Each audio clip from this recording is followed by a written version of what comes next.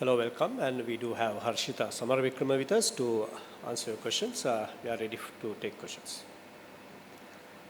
Who wants to go first? Yes. හර්ෂිතා අපිට අවසන් තරගය තමයි හෙට පැවැත්වෙන්නේ. අපි ජයග්‍රහණයකින් පස්සේ තමයි හෙට තරගයට සූදානම් වෙන්නේ. කොහොමද මෙන්ටලි එක ක්‍රීඩිකාවන්ගේ? ඇත්තටම හොඳ සූදානමකින් ඉන්නවා. ඒ වගේම ගිය තරගයේ අපි හොඳ ජයග්‍රහණය කළා. ඒ මානසිකත්වයෙන් හෙට තරගයට හොඳ සූදානමකින් ඉන්නවා කණ්ඩායමේ සියලු දෙනාම. පිතිකාර්නියන්ගේ කොහොමද දැන් ප්‍රෙපරේෂන් එක එදා තරගයේදීත් අපි දැක්කේ පන්දු යවනාංශයෙන් තමයි තරගයේ ජයග්‍රහණය ශ්‍රී ලංකා කරා රැගෙන එන්න මේ හැකියාව ලැබුණේ. පිතිකාර්නියන්ගේ පැත්තෙන් කොයි වගේ සපෝට් එකක් දෙන්න බලාපොරොත්තුවක් තියෙනවද? කොහොමද ඒගොල්ලෝ කතා කරලා තියෙන්නේ ගැන? ඔව් අපි මැච් එකෙන් පස්සේ ටීම් මීටින් එකේ අපි කතා කරා කොහොමද බැටර්ස්ලා විදියට අපි කොහොමද ලකුණු අතරට එන්නේ. ඉතින් නායිකාවයි කෝච්චුයි ඔක්කොම අපි කතා වුණා. ඉතින් ඒකත් එක්ක අපේ උපරිම දක්ෂතා හෙට තරගයේ දක්වන්න තමයි බලාපොරොත්තු වෙන්නේ. හර්ෂිතා ඔයා කී රෝල් එකක් කළා එක් දින තරඟවලදී. හැබැයි මේ තරඟාවලියේදී ස්ටාර්ට් කීපයක් ගත්තා. ඒක ලොකු ඉනින් එකකට කන්වර්ට් කරන්න බැරි වුණා. මොන වගේ වැරදිද ඔයා අඳුනාගත්තේ මේ තරඟාවලිය ඇතුළේ ඔයාගෙන් වෙච්ච සහ ඒක කොයි විදිහටද හදාගන්න බලාපොරොත්තු වෙන්නේ?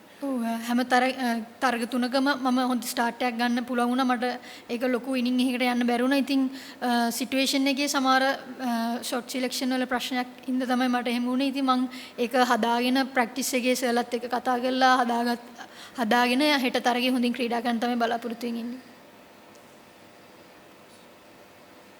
හර්ෂිත අපි සාමාන්‍යයෙන් මේ තනතිල්ලෙන් දකින්නේ ගොඩක් දඟපන්දියවන්ට යෝග්‍යයි කෙතරම් තනතිල්ල.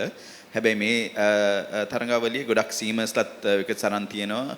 කොයි වගේ අභියෝගයක්ද තියෙන්නේ මේ වර්ෂාවත් එක්ක টপ ඕඩර් බැටර්ස්ලට?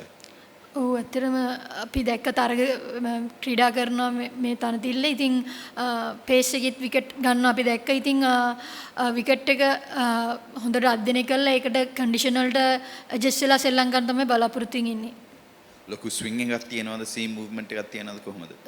ස්විං එකක් ගොඩක් තියෙනවා පේස් එකේ. ස්පින් එකේ ගොඩක් බෝලේ දඟ කැවෙනවා. ඉතින් ඒකට ඇඩ්ජස්ට් වෙලා සෙල්ලම් ගන්න තමයි බලාපොරොත්තු වෙන්නේ.